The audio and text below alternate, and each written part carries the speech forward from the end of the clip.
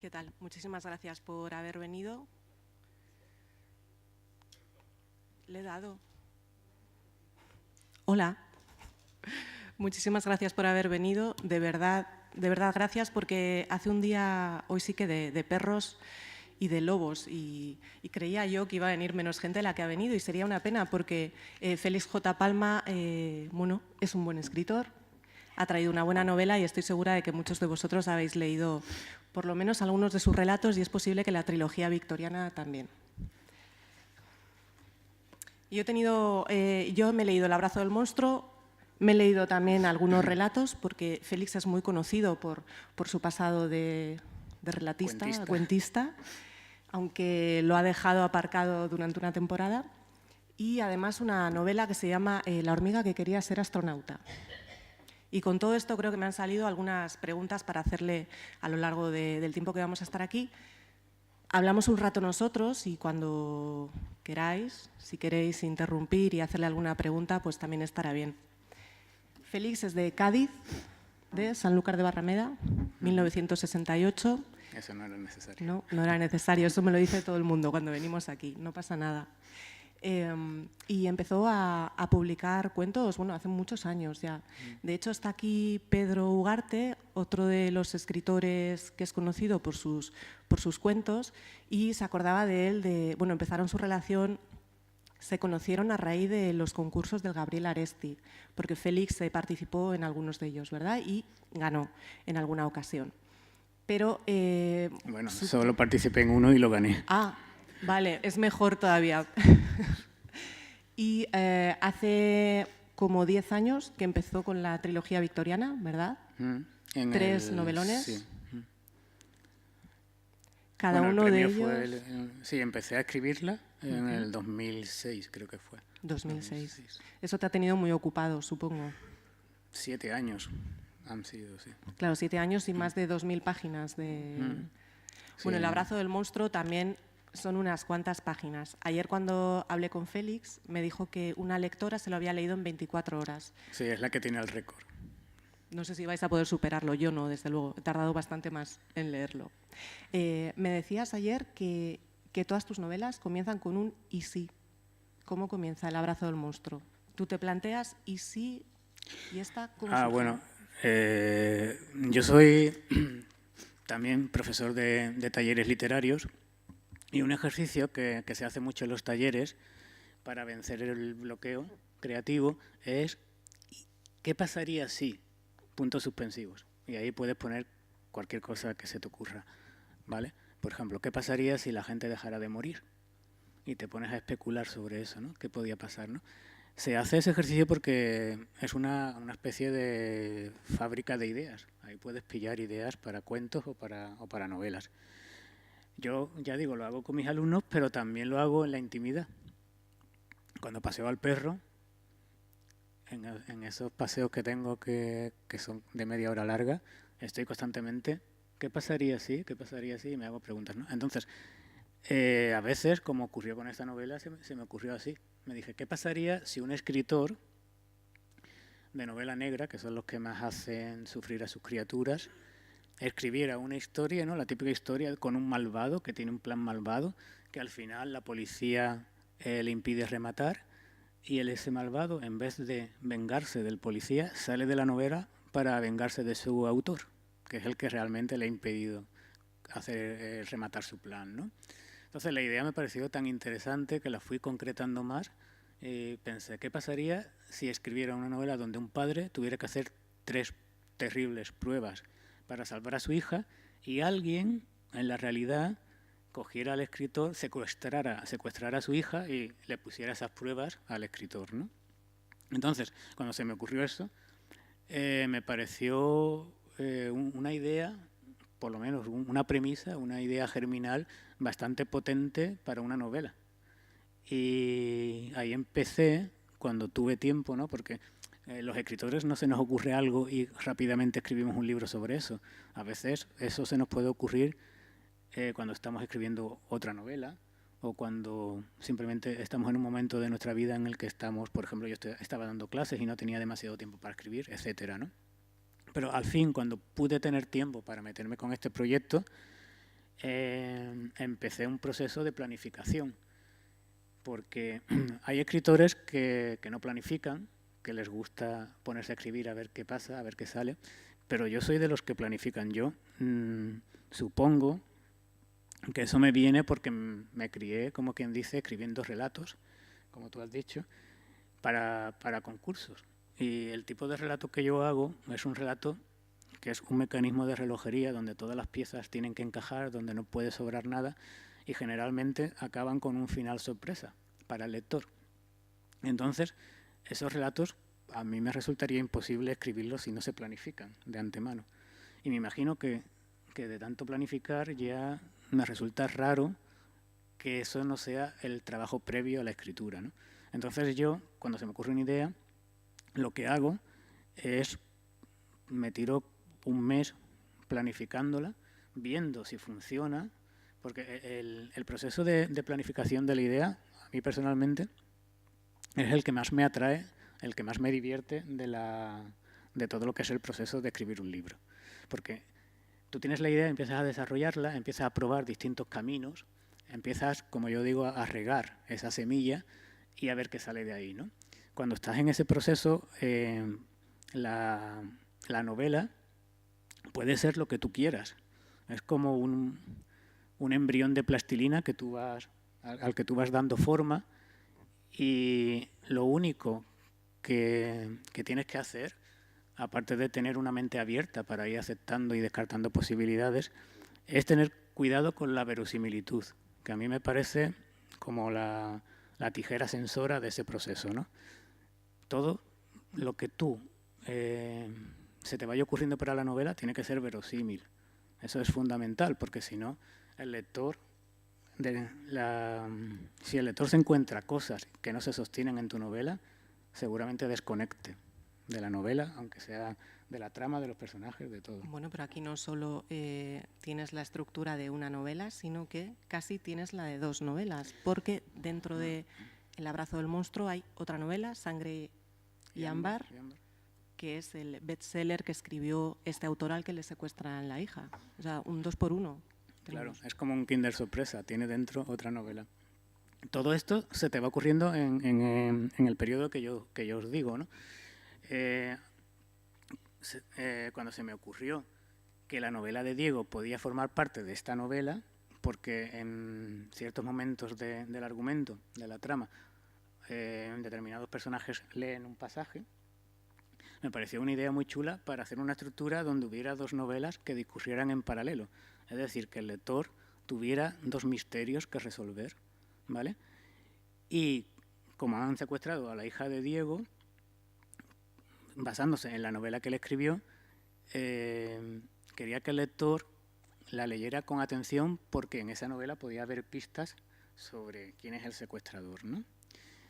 Y así es, ¿no? Las dos tramas discurren paralelas y se retroalimentan una a otra, ¿no? ¿Cómo es Diego?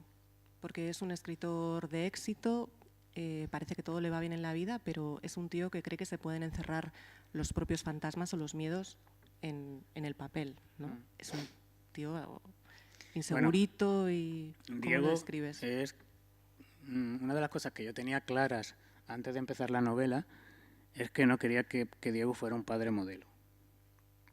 Quería que fuera un padre corriente, un padre inseguro, con sus debilidades, con sus miedos, que su hija pensara que era un héroe, como todos los niños piensan de sus padres, pero que él supiera que no lo era, aunque disimulara hacerlo, ¿no?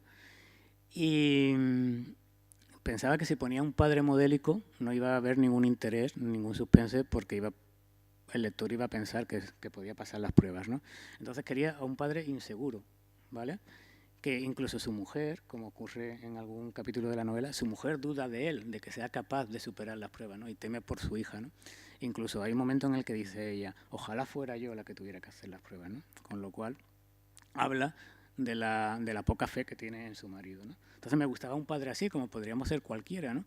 Porque siempre se dice que por nuestro hijo o por un hijo lo podemos dar todo, ¿no? Damos la vida por él, pero en realidad eso es muy abstracto, ¿no? Yo quería que Diego hiciera cosas concretas, ¿no? Por ejemplo, soportar un dolor extremo durante un tiempo determinado, o amputarse alguna parte del cuerpo.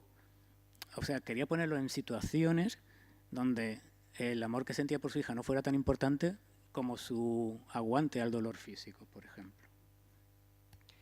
Eso, aunque hablando tú y yo te dije, esa relación entre padres e hijos está presente en algunos de tus relatos, no es algo...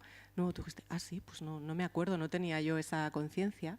Por ejemplo, en algunos de los relatos del menor espectáculo del mundo, sí hay un par de padres con un par de hijas, dándole vueltas a esa relación. No sé si esa es una de tus... Lo que pasa es que cuando escribes cuentos, en el cuento, lo más importante es la trama, yo creo, la trama, ¿no? Por ejemplo, los personajes, por la falta de espacio del cuento, casi no puedes presentarlos, tienes que jugar con estereotipos, que el lector reconozca y no pierdas páginas en presentarlo. Y son meros agentes de la trama. Y la trama, con esto de que todas las piezas del cuento tienen que tener un valor, no puede haber elementos superfluos, pues mis personajes tienen hermanos o tienen mujer o tienen perro siempre que eso aporte algo a la trama, ¿vale? Y entonces aquí, pues me imagino que muchos tienen hijos porque eso aporta algo a la trama, ¿no? Como en El país de las muñecas, ¿no? Que su hija pierde la muñeca y él la tiene que... una palabra tuya, ¿sí? Y hasta que ella me lo dijo, pues la verdad es que no he sido consciente de... Pero te juro que no ha sido intencionado, que era... En esta sí, evidentemente, me resultaba necesario que fuera una niña de 7 años. Estuve pensando mucho en que podía ser un niño, una niña, qué edad tuviera y tal. Y al final, pues, barajé varias opciones y dijo una niña con 7 años, que es una edad justa para que actúe, por lo menos yo he intentado que sea creíble como actúa la niña en la novela. Y es la edad también a la que todavía se cree que el padre es el superhéroe. Claro, no era más mayor ni más pequeña como para que no pudiera hacer lo que hace en la novela, ¿no? Todavía no ha empezado a ponerle peros a su padre, ¿no? Exacto, sí. Al contrario. Él la ve como, creo que lo dice en un momento, como su cómplice, como la única persona con la que se siente bien, ¿no? Porque incluso con su mujer hay cosas que no le puede contar, pero con la complicidad que tiene con la hija es total. Oye, hay una mezcla de géneros en esta novela. Creo que no ha sido intencionado, pero te pasas un poco a la novela negra, ¿no? Hay esa investigación, ese trasfondo de novela negra. Sí. ¿Cómo fue encajar esto con todo lo demás? Bueno, esta novela... Bueno, yo pienso que los escritores, por lo menos a mí me pasa, hasta que no publicamos el libro y recibimos las primeras críticas y las primeras impresiones de los lectores, no tenemos muy claro qué es lo que hemos hecho. A mí me pasó cuando escribí El mapa del tiempo, yo tenía mucho miedo porque, lo estábamos comentando antes, era una novela tan distinta a lo que se hace aquí en España que parecía anglosajona, ¿no? Entonces yo no sabía cómo le iba a recibir el público. Tenía miedo y cuando le dieron el premio y la novela salió, la primera crítica que creo que salió y además me pilló en Bilbao. Yo estaba de promoción y vinimos a Bilbao y fue cuando salió la primera crítica en el Mundo, me parece que fue. Y ahí vi que la novela gustaba, ¿no? Que había gustado. Y se calificó de novela steampunk, aunque yo cuando la escribí no estaba pensando en el género steampunk para nada, ¿no? Y esta novela pues está siendo calificada de thriller gótico, de thriller psicológico, pero bueno, es porque hay que ponerle etiquetas inevitablemente para colocarlos en la librería, pero yo creo que los autores no nos planteamos el género a priori, por lo menos yo no me lo planteo. Surge la historia y es la historia la que reclama un género u otro, ¿vale? Yo cuando se me ocurrió esta idea tuve claro que tenía que ser un thriller, ¿vale? Porque tenía que haber una investigación policial. Y me asusté mucho porque hasta el momento no había escrito thriller.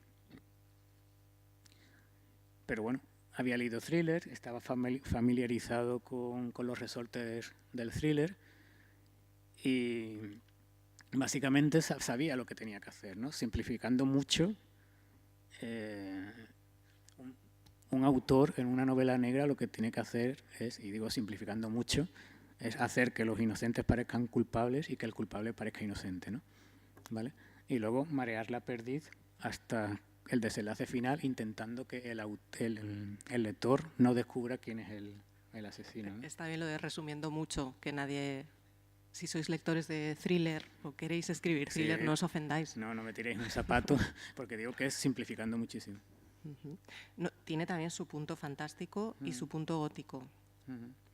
Sí, la novela... ¿Eso ya te sale de manera natural o eso sí es algo que buscas intencionadamente? No, en este caso, lo que a mí, o sea, entre los posibles sospechosos a ser el monstruo, la policía empieza a investigar por el hermano de Diego, con el que nunca se ha llevado bien, por la hermana, por una amiga misteriosa de su mujer, por un ex de la mujer, en fin, por el editor incluso. Pero hay una posibilidad que ellos nunca contemplan y que a Diego le martiriza, que es, ¿y si nadie está suplantando al monstruo?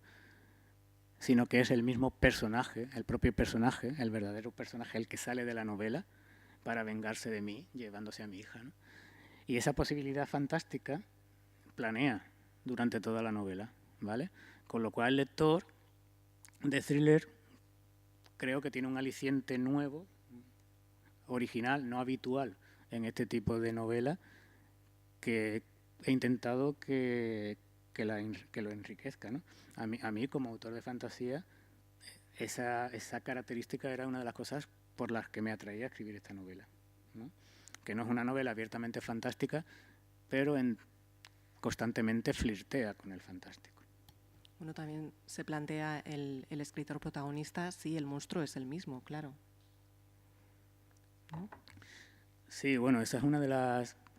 Es difícil hablar de esto sin hacer spoiler, pero claro, yo intenté que durante toda la novela el lector no tuviera claro quién era el secuestrador, ¿vale? Que oscilara en cada capítulo de uno a otro. Puede ser este, no, ahora parece que es el otro, ahora no sé qué, ¿no? Y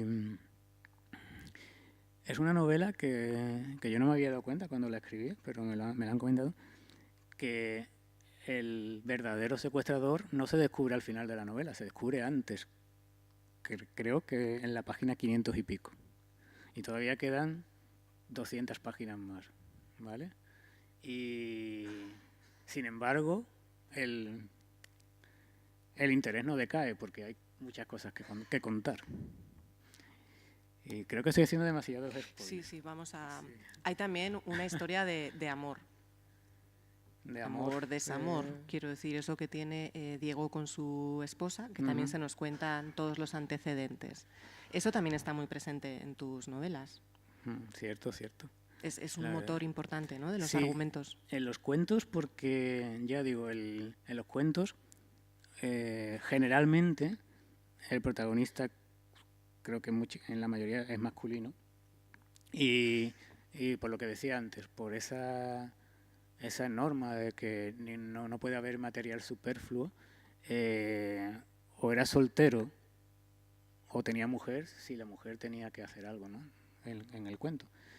Y generalmente utilizó a su pareja como contrapunto de él, es decir, como fuerza contraria, ¿no? Por eso la mayoría de mis parejas están en situaciones de desamor, ¿no? Sobre todo en este libro, ¿no? Y aquí no podía ser menos. De hecho, voy a confesaros una cosa. La novela empieza con la pareja llegando de una fiesta a la casa y viendo que su hija ha sido secuestrada y que en el lugar donde ha sido secuestrada, esto no es spoiler porque pasa en el segundo capítulo, ¿vale? Y es la premisa, ¿no?, de donde arranca. En la cama de la hija se encuentran un sobre negro con la primera prueba que tiene que hacer Diego. Entonces, el primer borrador lo hice con la pareja feliz, con una pareja feliz llegando a su casa. Y luego me di cuenta que así no era emocionante y probablemente tampoco creíble. Entonces puse a una pareja infeliz que llegaba discutiendo a la casa. Y en medio de esa discusión se encontraban con la desaparición de su hija. Eso me pareció mucho más rico, ¿no?, por todo lo que... Claro, las parejas felices dan para menos... Sí, porque menos historietas. Llegaban riendo a casa y, pues claro, hay que buscar a la niña y los dos juntos y tal. No, aquí llegan en un conflicto que luego repercute durante toda la novela. Porque, claro, en realidad, las pruebas que tiene que pasar Diego es como una catarsis para él. Al final del... Bueno, es que no puedo decir. Pero bueno. Las pruebas. Vamos a hablar de las pruebas sin hablar de las pruebas. La importancia que tiene que la gente vea esas pruebas, ¿no? No sé si hay una cierta crítica social a cómo nos comportamos. Estamos viendo en los últimos días lo que ocurre con el rescate de un niño o del cuerpo de un niño en Totalán y cómo eso ocupa horas y horas de televisión, páginas de periódicos y todo el mundo está como un poco vampiro, ¿no? Ahí. No sé si hay una crítica. Incluso, por ejemplo, si tenéis Facebook, que hay mucha gente que cuelga vídeos en Facebook, pues, no sé, yo me los voy pasando, pero basta con que alguien diga, no veáis este vídeo para pinchar, ¿no? Y verlo, ¿no? Pues es un poco, eso es lo que yo quería criticar, ¿no? Tanto lo hace Diego en su novela, que las pruebas la tienen que pasar en el Teatro Liceo, se tienen que hacer en el Teatro Liceo, y toda Barcelona, la Barcelona de la época, acude al liceo para ver al padre sufrir la prueba, aunque teman por sus hijos y critiquen a la policía por su negligencia, por la incompetencia, por lo que no están haciendo, ¿no? Y luego las pruebas que tiene que hacer Diego, que las tiene que hacer en internet, pasa lo mismo. Hay un momento en el que el inspector dice, bueno, teníamos que ir a la casa de un sospechoso para interrogarlo, era hora punta, pero era muy fácil conducir porque todo Barcelona estaba pegado al ordenador viendo la prueba de Diego, ¿no? No sé si hay también cierta crítica al mundillo literario o a los escritores. La novela, el abrazo del monstruo, no la novela que hay dentro de la novela, sino esta, comienza con una reunión de escritores. Y todo el mundo parece que va con la escopeta cargada, ¿no? A hablar con el otro. Sí, bueno, será de formación profesional. Yo soy periodista de cultura y yo oigo muchas cosas. Será eso. Está rebajado, ¿eh? Era mucho más fuerte y la editora me dijo, oye, suaviza esto que no queremos que el protagonista caiga mal. No, pero es que el mundo literario en sí, sus entresijos, son tan aburridos que yo creo que la única manera es caricaturizar un poco, exagerar un poco las cosas para hacerlo interesante, ¿no? Porque si esa conversación, pues la novela empieza, el narrador dice, bueno, voy a leer la primera frase.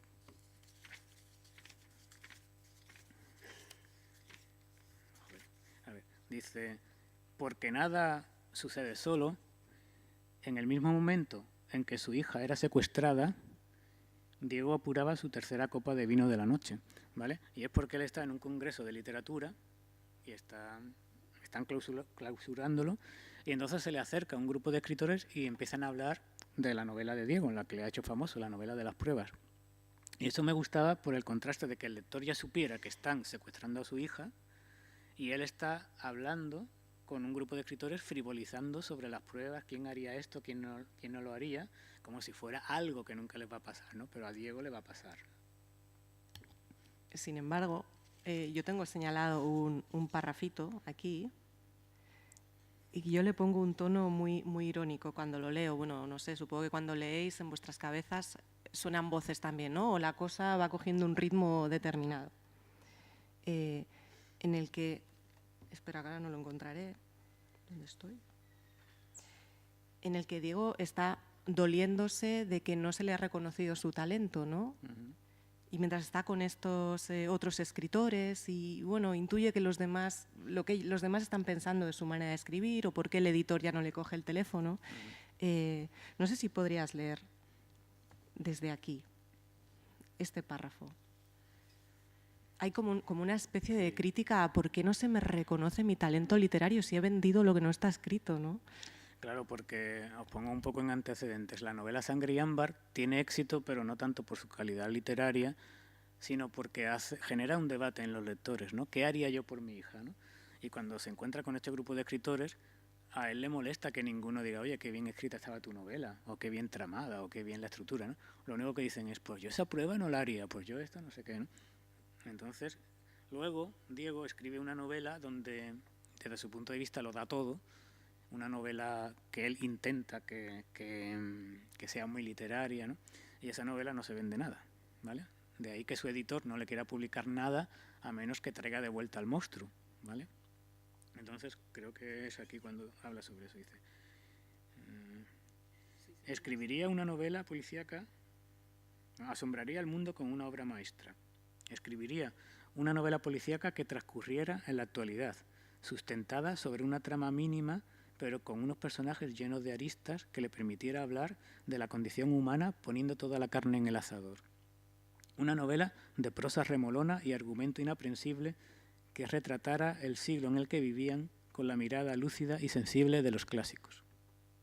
¿Hasta aquí o lo leo entero? No, así. Claro, yo es que le doy otra entonación, ¿vale? A mí me salió así en la cabeza. Sí, había llegado el momento de asombrar al mundo con una obra maestra. Escribiría una novela policíaca que transcurriera en la actualidad, sustentada sobre una trama mínima, pero que con unos personajes llenos de aristas que le permitiera hablar de la condición humana poniendo toda la carne en el asador. Una novela de prosa remolona y argumento inaprensible que retratara el siglo en que vivían con la mirada lúcida y sensible de los clásicos. Pues lo hemos leído igual, ¿no? Y yo le encuentro ahí aquí mucho... precisamente no está siendo irónico, ¿eh? Aquí precisamente no está siendo irónico. Él realmente quiere hacer una obra literaria. Quiere que le reconozcan todo su talento y no hay manera. No sé si esa es una razón para escribir o no. Félix J. Palma. Que te reconozcan. Si eso te puede mover a escribir bien o no, en absoluto. ¿Cómo lo vives tú? Yo no creo que tenga nada que ver. Yo creo que el estilo es el escritor. Es decir, el estilo es el hombre, ¿no? No sé quién decía esa frase. Yo creo que el estilo es algo que no se puede enseñar, por ejemplo, en un taller literario, ¿no? El estilo, uno nace con él, ¿no? Su forma de expresarse, de jugar con las palabras, y eso se puede enseñar técnica, pero el talento yo creo que nace con uno, ¿no? Y cada escritor tiene el suyo y cada escritor lo usa y lo lleva a extremos que a él le parecen bien, ¿no? Yo, por ejemplo, el otro día me encontré una carpeta con mis primeros escritos de cuando era adolescente y claro, la prosa no es la misma, pero ya se ve cierta obsesión por la música del lenguaje, por la combinación de las palabras y tal, que aunque mi estilo ha cambiado mucho, pero yo creo que la base ya estaba allí, ¿vale? O sea, creo que el estilo literario, la voz narrativa, es muy difícil enseñarla, ¿no? ¿Qué se puede enseñar en los talleres? Porque hay muchos por todas partes y hay muchísima gente queriendo aprender. Pero claro, ¿qué les dirías? ¿Qué es lo que te van a enseñar? Mira, y qué no? La literatura, como cualquier arte, tiene una parte de oficio y otra parte de talento, ¿vale? Entonces, la parte de oficio la puedes enseñar. Puedes enseñar técnicas narrativas, puedes enseñar las distintas estructuras que hay para sustentar un relato, por ejemplo, o los tipos de narradores que hay y cuál le conviene bien a tu historia. Puedes enseñar 1000 cosas, ¿vale? Y luego yo tengo alumnos que escriben y lo aprenden y escriben correctamente, ¿vale? Pero el que destaca realmente es el que tiene talento, que a veces ni siquiera él lo sabe. Y para los profesores de literatura, por lo menos para mí, es una satisfacción encontrar a alguien que tiene talento y no lo sabe y guiarle, ¿no?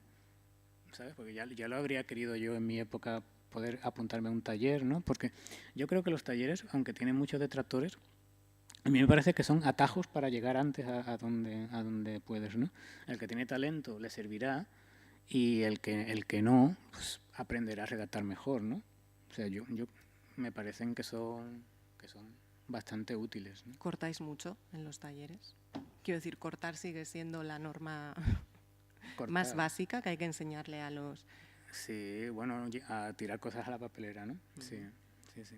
Yo creo que en los talleres, una de las cosas buenas de los talleres, o por lo menos como a mí me gusta enfocarlo, es que se trabaja la imaginación, porque yo no solo mando cuentos para que escriban en su casa, sino que a veces en los talleres intento vivir el proceso de creación de una idea y de desarrollo, ¿no? Es decir, traed mañana una idea cada uno y la exponemos aquí y entre todos empezamos a ver qué sacamos de esa idea, ¿no? No sé, como imagínate a los guionistas de Lost, por ejemplo, ¿no? Todos hablando ahí. Pues, y son clases muy divertidas cuando pasa eso, porque no hay nada más bonito que una mente fermente a otra.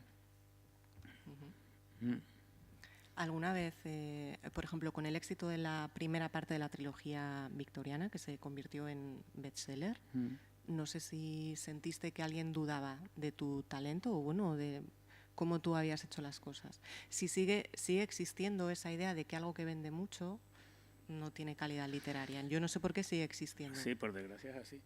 Sí, no sé. No sé si tú lo has vivido, lo has percibido también.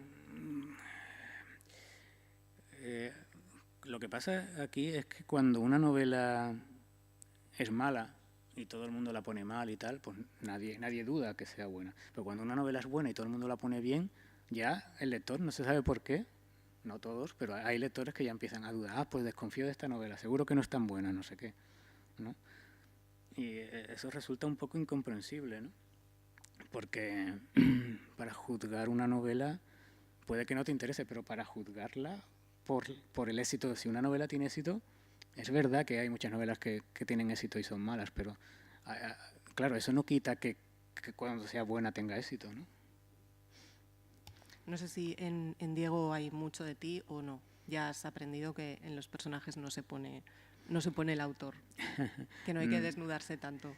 Bueno, yo creo que inevitablemente el autor siempre está en sus personajes. Por mucho que sea un psicópata, un asesino o del sexo contrario, los autores siempre hay algo que se transparenta, hay algo de nosotros que se transparenta, porque nosotros tenemos una visión del mundo, una idea de las cosas y tal, y por mucho que lo queramos disimular, siempre se nota, ¿no? Por lo menos. ¿Y qué dirías que hay en Diego de ti? Nada. ¿Y en el monstruo? En el monstruo todo. ¿No escribes relatos últimamente o sí? ¿Te da tiempo? No, que va. No, llevo sin escribir relatos pues desde hace por lo menos 10 años. Desde que me metí con la novela, no sé, a mí me pasó una cosa muy curiosa. Cuando yo escribía relatos, tenía la mente hecha a la estructura de los relatos. O sea, se me ocurrían ideas para relatos. Era muy difícil que se me ocurriera una idea para una novela. Y cuando me puse a escribir novela, ya que llevo 10 años escribiendo novela, ahora me pasa lo contrario. Se me ocurren muy pocas ideas para relatos.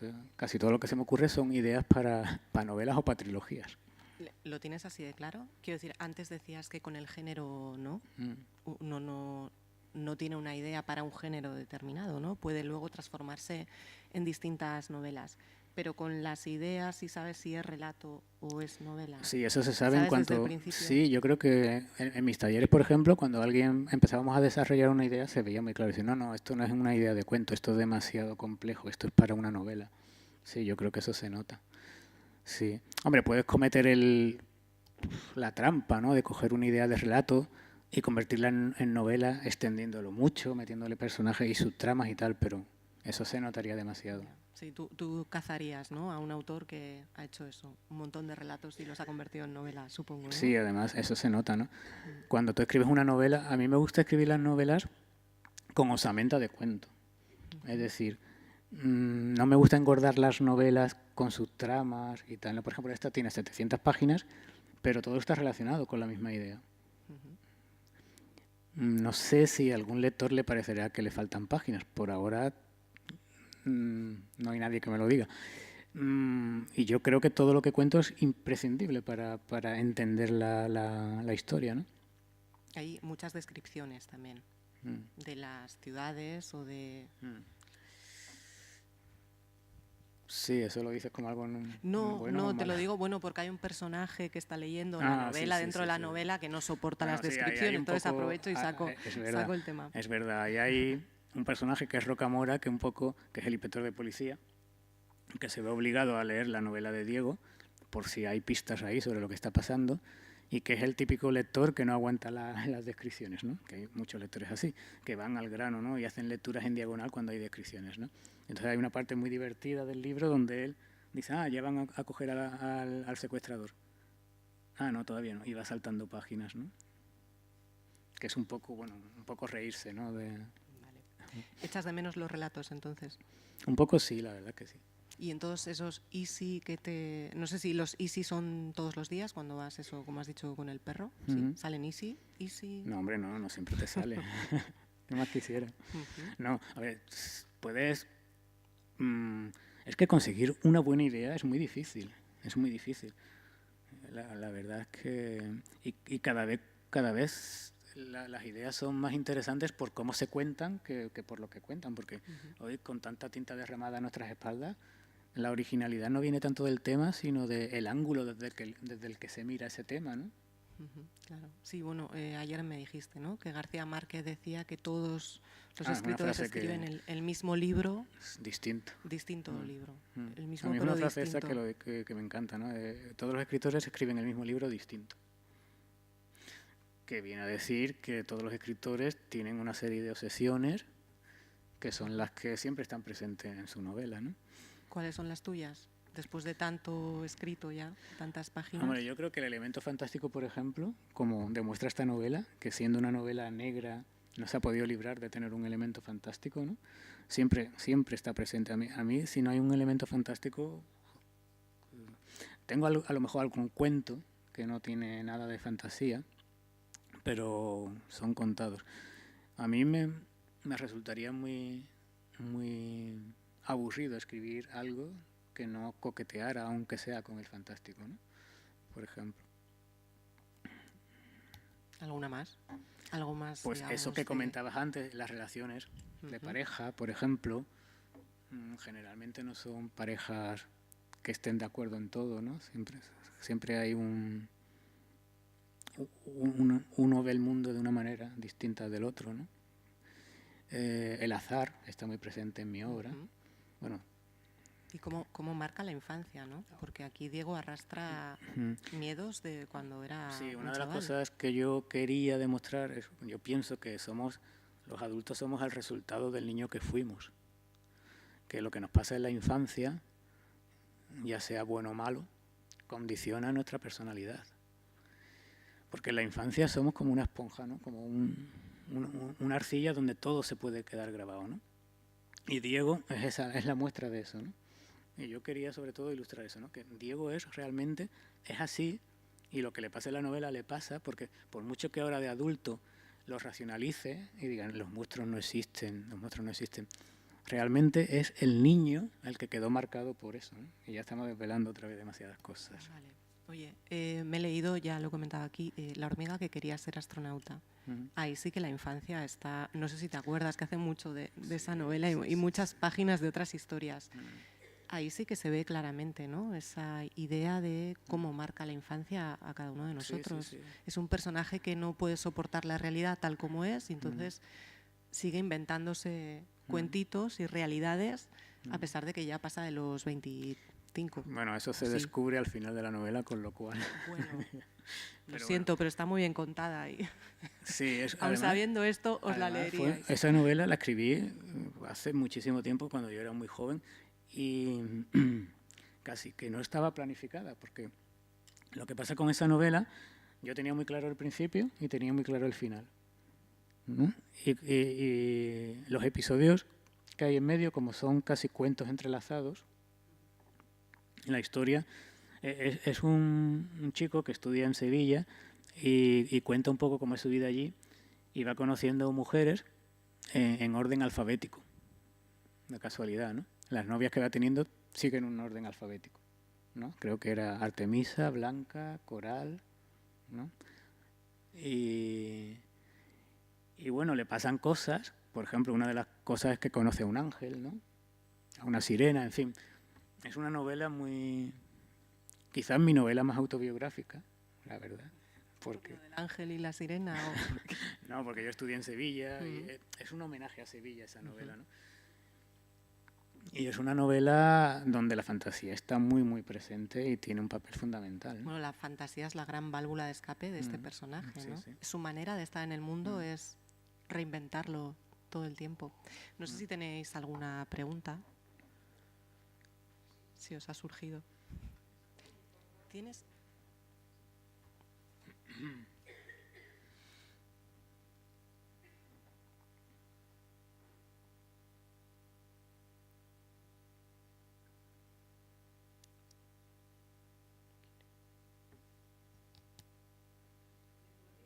Por favor, ¿cuál es la trilogía victoriana? Está formada por el mapa del tiempo, el mapa del cielo y el mapa del caos. Tienen como protagonista al escritor H.G. Wells y en cada una de sus novelas, se hace realidad. En el mapa del tiempo, él escribe La máquina del tiempo y resulta que un año después, más o menos, de escribirla y de hacerse famoso él como escritor, abre las puertas en Londres una empresa turística de viajes al año 2000. ¿Vale? Y cuento cómo varios personajes interactúan con esa agencia, ¿no? Por ejemplo, hay un personaje que está penando la muerte de su amada, que es Mary Kelly, que fue la última prostituta que asesinó ya el Destripador. Y cuando se entera de que hay una agencia de viajes temporales, acude a la agencia con la idea de hacer un viaje al pasado para salvar a su amada de las garras de Jack el Destripador él mismo, ¿no? Luego hay otra chica que viaja al año 2000 y ahí conoce a un personaje que se llama el Capitán Shackleton, que está capitaneando una rebelión contra los autómatas que se han hecho con el control del mundo. Bueno, en fin, es una novela muy de fantasía. Y en la segunda es La guerra de los mundos, la novela que se hace realidad, y Londres, bueno, toda Inglaterra sufre una invasión marciana, y en la tercera es El hombre invisible. ¿Vale? Yo en esa trilogía convertí a H.G. Wells en una especie de Sherlock Holmes particular y le hice vivir varias aventuras relacionadas con su novela. Ni nada. Y se ha traducido a muchos idiomas esa trilogía, ¿no? Sí, está traducida a Estados Unidos, a Alemania, a Japón, a 25 países, creo. Estoy esperando que se haga la película o la serie. Ay, eso te iba a preguntar, si hay proyectos, si es pero lo es que como tan... anhelas, ¿no? Sobre todo Sí, por para supuesto. algo como eso, como ese universo que creas ahí. Fíjate, la escribí en el 2008, que fue cuando se publicó, y ahí quería que hicieran una película porque las series no estaban tan de moda. Pero ahora preferiría que fuera una serie de 3 temporadas. De hecho, incluso la tengo estructurada en mi cabeza por si a alguna productora le interesa. Pero bueno, el mundo de la televisión o del cine es que es tan distinto al literario que... En fin, pero bueno, ahí está mi agente luchando porque alguna de mis novelas se lleve a serie o a cine. Hombre, yo no soy un autor, como digo, que dice que no quiere que la adapten al cine, ¿no? A mí me encantaría. Por muy mala que fuera, me encantaría. ¿Ves mucho series y cine? Pues claro, nos queda claro leyéndote que has leído mucho a autores del 19, ¿no? Pues no sé si el cine también es importante a la hora de... Sí, a mí me encanta el cine y las series, claro, como a todo el mundo. Y yo intento... a veces, en mis talleres, por ejemplo, no solo pongo ejemplos de clásicos de la literatura. A veces para explicar cosas recurro a series. A Breaking Bad, por ejemplo, que no sé si la habéis visto, pero me parece un taller literario de cómo hacer una historia, cómo hacer evolucionar un personaje, cómo hacer los cierres de temporada para dejar al lector con la intriga. O sea, ¿no? Es una obra de la que hay que aprender bastante. Y se puede poner, cuando das un taller de literatura, que en realidad es crear historias, se puede poner ejemplos de historias, ¿no? Y eso incluye a las series o incluye a las películas. No sé si has hecho alguna vez de guionista para alguna serie o... No ha tocado. No. ¿Alguna pregunta más? ¿Tenéis?